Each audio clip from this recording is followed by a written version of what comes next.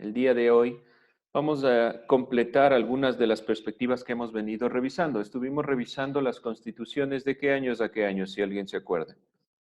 Años de las constituciones que estuvimos revisando, En 1830. ¿ya? 1861 y 1906. Y todavía no llegamos a la de 1906, eso vamos a ver el día de hoy. 1830 y 30. 1861. Sí, la primera constitución del Ecuador y la constitución de Gabriel García Moreno. Muy bien, gracias. No olvidarse sobre todo la constitución de Gabriel García Moreno, que es la que vamos a intentar contrastar el día de hoy con la constitución de 1906. Vamos entonces a comenzar con esta pregunta. ¿Qué se conoce de las conquistas que se consiguieron en la Revolución Liberal? ¿Alguien conoce qué era la Revolución Liberal? A estos jóvenes de aquí. ¿Alguien sabe qué es la Revolución Liberal? ¿Quiénes eran, por lo menos, este joven que está aquí, este joven de 60 años? Eloy Alfaro. Eloy Alfaro. Bien, la revolución liberal está a cargo principalmente de Eloy Alfaro. Si decimos que es una revolución liberal, principalmente va a estar en contra de las perspectivas conservadoras. Por eso les digo, recordar la constitución de Gabriel García Moreno, porque esa constitución es netamente conservadora. Vamos a ver en qué puntos son conservadores y en qué puntos liberales. ¿Alguien que conozca algo sobre la relación de derechos? ¿Qué se conoce sobre las conquistas que se generaron a partir de la Revolución Liberal? ¿Alguna cosa que se conozca? No, vamos entonces atentos a la clase y por favor, como les digo, que ustedes tienen ahí el internet, vayan consultando y les seguiré preguntando. Vamos con la Revolución Liberal. Entonces, la Revolución Liberal principalmente está marcada el 5 de junio y hablamos principalmente que la Revolución Liberal está a cargo de Eloy Alfaro. ¿Sí? No olvidarse de Eloy Alfaro, del viejo luchador, principalmente por su postura liberal. ¿A qué llamamos liberalismo? Vamos contestando con eso. ¿Qué es liberalismo?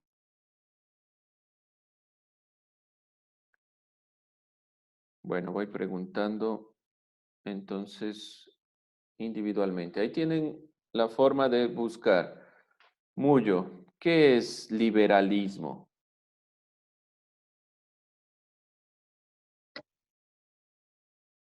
Busquen, jóvenes, busquen. Ahí tienen el internet. Vamos. Filosofía política y moral. Filosofía política y moral de qué, pero. Vamos, Carlos. Dicen liberalismo, doctrina política, económica y social, nacida a fines del siglo XXIII, creo que dice. ¿Cómo No, del siglo 23 si XVIII, estamos en el siglo XXI? siglo XVIII, Ya, defiende la libertad del individuo y la intervención mínima del Estado en la vida social y económica. ya. Ha puesto tres ideas principales. Primero, está planteada desde el siglo XVIII, siglo XVII, con los pensadores de la Revolución Francesa. No olvidarse de eso. Revolución liberal. Es una revolución basada principalmente en la perspectiva de la propiedad privada, la visión de la libertad del individuo. Este va a ser uno de los cambios principales y una de las relaciones de avance en derechos de la revolución liberal de Eloy Alfaro, la inclusión principal de derechos. No se olviden, y otra consideración, siempre están relacionados al impulso, hablemos del impulso del avance tecnológico. ¿Cuál es el avance tecnológico? Está en la imagen, el avance tecnológico más importante de Eloy Alfaro. El ferrocarril. ¿Qué unió el ferrocarril? La costa y la sierra. La costa y la sierra. Es un punto fundamental. Si nosotros recordamos los procesos principales en el Ecuador previos a la Revolución Liberal, son luchas entre la sierra y la costa. Eloy Alfaro intenta principalmente unificar esas dos visiones, tener un país unificado. De cierta forma, los conservadores que posteriormente a Gabriel García Moreno ocuparon el cargo de presidentes, que fueron de la misma perspectiva, separaron sierra y costa. Bien, entonces hay un proceso de transformación política y económica a partir de Eloy Alfaro. No se olviden que es el 5 de junio de 1895, la Revolución Liberal. Es una lucha contra los conservadores. ¿Alguien que defina conservador? Esta palabra es importante. Vamos buscando que es conservador. ¿A qué llamamos O sea conservador? que se adapta más a las cosas antiguas. Sí, en cierta parte sí. La perspectiva conservadora es una visión clásica, digamos, de llevar el Estado, de llevar su propia vida. ¿Cuáles eran las consideraciones conservadoras que podíamos ver en en Gabriel García Moreno? ¿Alguien La relaciona religión católica. la religión católica? Darle desde el Estado un impulso siempre a la religión católica y que la religión católica sea el motor y el principio de el Estado. Entonces, ¿qué va a cambiar principalmente? Uno de los cambios principales de la revolución liberal en cuestión de derechos, separar religión, Estado, en el sentido de que los derechos sean para todos, no solo para los que llevan o están relacionados con la religión católica. No se olviden de eso. La revolución liberal fue una consecuencia de la lucha social y política. ¿A qué se refiere esto? Que ya habían luchas y problemas internos dentro del país, principalmente dentro de la relación de Guayaquil, por ejemplo. Guayaquil tenía un cargo importante y siempre lo ha tenido dentro del país en las consideraciones económicas. Y al separar la sierra y la costa hay un problema grande de luchas sociales. Eloy Alfaro también se relaciona con lo que ya vamos a ver directamente con lo que son las montoneras, que están a cargo principalmente de los afrodescendientes y de los indígenas, que fueron el ejército propio de Eloy Alfaro. Otro cambio entonces desde ese punto en cuestión de derechos, se incluye a las personas relegadas de la sociedad. Bien, vamos continuando con el liberalismo. Ya vimos una de las perspectivas principales del liberalismo. Defensa de la libertad individual. No olvidarse eso. Esto es principio en la Revolución Francesa. Todas estas perspectivas comienzan desde los filósofos y pensadores que parten de la Revolución Francesa. La igualdad ante la ley. Tampoco olvidarse esta temática. ¿Qué es igualdad ante la ley? ¿Qué significa que somos iguales ante la ley? Ya estuvimos conversando sobre eso. ¿Qué es igualdad ante la ley? ¿Alguien? Que todos tenemos los mismos derechos y deberes. Que todos tenemos los mismos derechos y deberes y que el Estado debe garantizarlos, ¿sí? Y hay una reducción del poder del Estado. Esto también es importante dentro del liberalismo. ¿Por qué razón? Porque van a tener mayor prioridad aquellos que tengan, o los individuos que tengan empresas o que tengan poderío económico. Y es con lo que se va a aliar principalmente el general Eloy Alfaro, ¿sí? Tomen en cuenta estos puntos para ir definiendo ciertas consideraciones. Defensa de la propiedad privada también va a ser una consideración propia de los liberales y esto que va a ser uno de los motores principales en el Ecuador, la libertad de cultos. Otro de los avances principales en relación de derechos humanos, porque si nosotros recordamos como los conservadores desde Gabriel García Moreno estaban muy relacionados a la Iglesia Católica, habían separado a muchas partes del Estado, en muchas partes del pueblo, porque tenían cultos diferentes, ¿sí? Este es el ejército de Alfaro, que se llama las montoneras, ¿sí? Vamos leyendo, ayúdeme. Satama. Fue el ejército de Alfaro, integrado por montubios, afros, indígenas, que lucharon por sus causas de libertad e igualdad. Ya.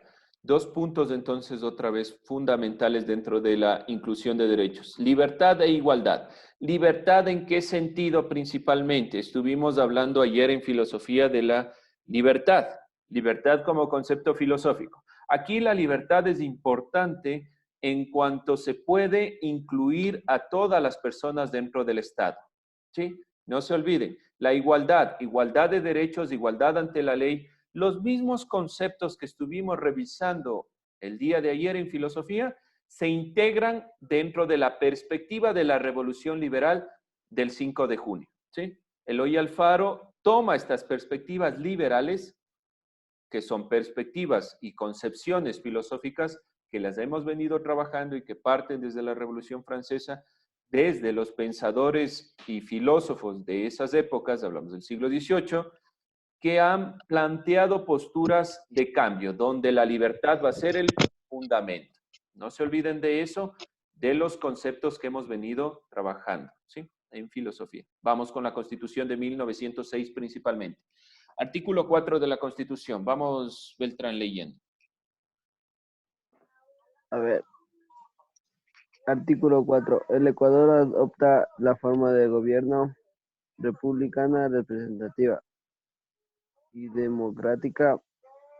En consecuencia, este es de popular. Ya, perfecto. Entonces, como podemos ver en el artículo 4, es un artículo fundamental porque el Ecuador pasa a ser una república. ¿Qué significa que el Ecuador va a decidir y tener criterios propios sobre su Estado? Algo se dio ya en la Constitución de Gabriel García Moreno. Recordemos que Moreno ya plantea la perspectiva de que el Ecuador es una nación independiente, pero incluye y le da fuerza a un criterio, Eloy Alfaro, la democracia. ¿Qué significa democracia? ¿Alguien defina democracia? Rápidamente.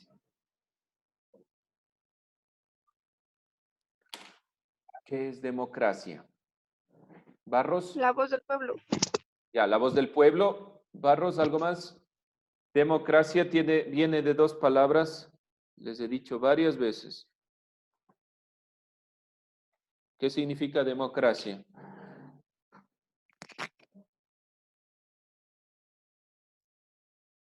Quevedo, democracia significa...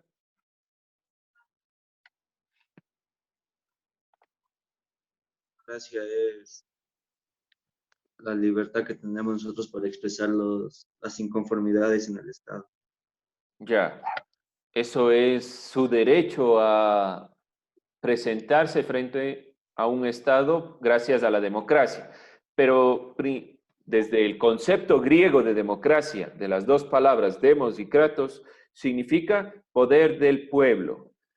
Le da énfasis Eloy Alfaro al concepto democracia, al poder en el pueblo, porque esta constitución va a estar arraigada directamente en las consideraciones populares. La constitución de 1906 es popular. ¿Qué significa? Que aquellos que estuvieron dentro de las montoneras, hablemos de montubios, afros, indígenas, los que fueron relegados de las constituciones anteriores, sobre todo de la constitución conservadora, donde la iglesia era el principio, donde el principio estaba a cargo de las personas que tenían poder. Si recordamos, es verdad que la mayoría tenían acceso, tenían que saber leer y escribir para poder votar, pero ¿quiénes eran los que estaban a cargo de los puestos públicos? ¿Cuál era el requisito para ser funcionario público en la Constitución de Gabriel García Moreno? ¿Alguien me recuerda? ¿Cuál era el requisito? Había un requisito para ser funcionario público. Tener 300 Era un poquito más, si eran 500 a 500. sucres para poder ser funcionario público. ¿Qué significaba eso? Desde su punto de vista, Francis, ¿qué significa que yo tenga que tener una cierta cantidad de dinero para ser funcionario público? ¿Qué le parece? ¿Qué quiere decir al fin de cuentas Gabriel García Que Moreno? debo ser dueño de algo. Exacto, que solo una cierta cantidad de personas van a poder acceder a los cargos públicos. ¿Qué significa en consecuencia? Que van a ser los mismos que gobernaban el país en la primera constitución, porque los indígenas, los afrodescendientes y los pueblos relegados no van a poder tener acceso a esa cantidad de dinero. Entonces sigue siendo una constitución excluyente. La constitución de 1906, al basarse en la democracia como el poder del pueblo y ser una constitución popular, principalmente va a basarse en los pueblos que fueron relegados en las constituciones conservadoras, ¿sí? En la visión sobre todo conservadora, ¿sí? No olvidarse de esa visión y perspectiva porque es un cambio principal en cuestión de derechos. Vamos, siguen existiendo tres poderes del Estado, se excluye la Iglesia Católica del poder. No olvidarse eso. La Iglesia Católica, dentro de los 3 poderes del Estado, formaba parte y era un principio y un pilar fundamental, sobre todo de la educación. Y el Estado debía velar por la Iglesia Católica. ¿Qué significa? Que el Estado le daba dinero a la Iglesia Católica. Al momento que Eloy Alfaro excluye a la Iglesia Católica del poder, se elimina el presupuesto del Estado a la Iglesia. Y hay una libertad de culto. No olvidarse estos 2 puntos, principalmente libertad de culto y la exclusión de la Iglesia Católica. Esto es una consecuencia de la exclusión de la Iglesia Católica. El momento que excluyo a la Iglesia Católica, elimino su presupuesto, pero se introduce la libertad de culto. ¿Qué creen que le permitió a Eloy Alfaro tener esta libertad de culto o la inmersión de la libertad de culto? ¿Por qué lo hizo? ¿Por qué separar a la Iglesia del Estado? Vamos. Ortiz. ¿Alguna idea? ¿Por qué se le separa a la Iglesia del Estado? Para que no haya corrupción. Ya muy bien, ha topado un punto fundamental. Muchas de las quejas principales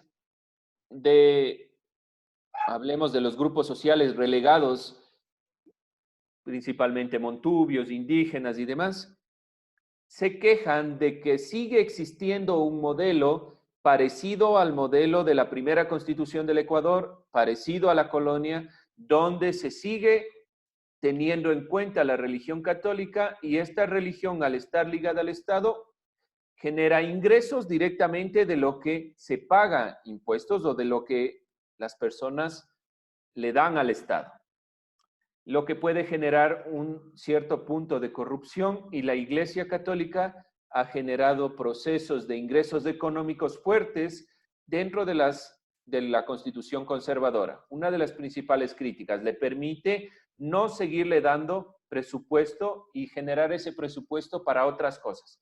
¿Qué creen que fue el principio fundamental? ¿Para qué direccionó este presupuesto que se le daba a la Iglesia Católica? ¿Alguien sabe o se le ocurre para qué, hacia dónde guió ese presupuesto, si ya no era para la Iglesia Católica? Para la educación. Para la educación, perfecto. Y ahí vamos con el tema que nos corresponde a continuación. Primero, vamos con la consideración de los ciudadanos y las garantías nacionales. Vamos con los ciudadanos. Para ser ciudadano seguía manteniéndose la perspectiva de que hay que tener 21 años de edad. Mantiene Eloy Alfaro este avance de García Moreno, tienen que saber leer y escribir, pero se elimina las perspectivas tanto de la religión, que ya no hay que estar ligado directamente a la religión, simplemente el requisito de los 21 años, saber leer y escribir. Pero incluye en el artículo 14 algo interesante en el sentido de generar patria como tal, porque los derechos de la ciudadanía se pierden por entrar en el servicio de una nación enemiga, por naturalizarse en otro estado. ¿Qué está diciendo prácticamente Eloy Alfaro con esto? Está diciendo que vamos a generar un estado fuerte, una nación fuerte, donde se prioricen los valores propios del ser ecuatoriano, ¿sí? Hay que tomar en cuenta esta consideración porque Eloy Alfaro le va a dar prioridad, siendo militar también, a la consideración de la ciudadanía, de que ser ciudadano es ser propiamente ecuatoriano y asumir esa consideración, no solo el hecho de tener 21 años, de saber leer y escribir, sino que se pierden los derechos cuando se va en contra de la propia nación. Y lo que decíamos anteriormente, ¿a dónde va el presupuesto si ya no va a la iglesia? Principalmente a la enseñanza. La enseñanza va a ser enseñanza laica. ¿Qué significa eso? Que se le relega y ya se elimina la perspectiva de que la iglesia va a ser la que va a estar a cargo principalmente de la educación. La educación va a ser libre y esta educación no va a tener restricciones y hay una perspectiva principal que la enseñanza va a ser oficial y costeada por las municipalidades. Son esencialmente seglares y laicas. ¿Qué es laica, Yepes? ¿Qué es ser laico? William. ¿Dónde está? ¿Se fue? Yepes. ¿Qué es laico? Profe, ¿me escucha? Sí, ya le escucho. Profe, Sí, dígame, ¿qué es ser laico? laico, ¿Qué es que un colegio sea laico? que no tiene ninguna religión. Ya, perfecto. Gracias, William. Que respeta las diferentes religiones y no se adopta a una sola. ¿Alguien reconoce este colegio? ¿Qué colegio es ese? No me dirán que no El van. máster. El Manuela. El Manuela Cañizares, muchas gracias. Manuela. ¿Por qué pongo al Manuela Cañizares? El Manuela Cañizares, a partir de la Constitución de 1906, se consagra como el primer colegio, la primera línea de educación de mujeres para ser profesoras. Es decir, es el normal de mujeres, el primer normal de mujeres, el más emblemático del país, porque se instaura dentro de la perspectiva del liberalismo en el sentido de la libertad de pensamiento. No se olviden, ayer hablamos también, hay libertad de pensamiento y esta libertad de pensamiento les da acceso a las mujeres a la educación, un cambio fundamental y una garantía del gobierno y de la Constitución de Eloy Alfaro. Las garantías nacionales también se plantean dentro del artículo 17, donde no pueden imponerse contribuciones sino en virtud de la ley. Hablemos de impuestos. Pero se elimina la perspectiva de las contribuciones. Ya no hay la facultad de contribuyentes, de que debe darse diezmo, por ejemplo, a la Iglesia Católica. No es obligatorio. Y vamos con la pregunta final, que es la que está dentro de su taller. Entonces, para terminar, vemos que hay varios puntos relevantes. Deben hacer un pequeño organizador gráfico de lo que hemos venido revisando. Pueden apoyarse dentro de la perspectiva filosófica que vimos el día de ayer también, de los conceptos de libertad. Y esta pregunta, ¿cuáles son los avances de la Constitución de 1906 frente a la Constitución de 1961? Les he puesto imágenes. Vamos. Cadena. Vamos poniendo unos 2 puntos de los avances de la Constitución de 1906 frente a la Constitución de 1861. Que el Estado ya no está unido con la Iglesia y que el Estado paga la enseñanza. Ya, directamente el Estado, recordemos, no paga la enseñanza, le da a cargo a las municipalidades, pero el Estado habla de enseñanza libre, sin restricciones, y hablamos principalmente de la libertad de culto, ¿sí? No se olviden del ferrocarril como el principio y motor de unificar el país. No se olviden de que todos van a poder elegir, ser elegidos. ¿Qué significa eso? Que hay una perspectiva de que el pueblo es el que está a cargo del Estado. Bien, jóvenes, nos quedan 5 minutos. ¿Alguien tiene dudas, preguntas? ¿Está clara Van comparando los puntos relevantes que les he puesto el día de hoy sobre los avances de esta Constitución frente a la Constitución principalmente de Gabriel García Moreno. ¿Sí? Principalmente, no se olviden, esta imagen dice mucho, estas varias imágenes sobre las diferencias principales de las dos constituciones. Vamos a quedarnos ahí. ¿Alguien tiene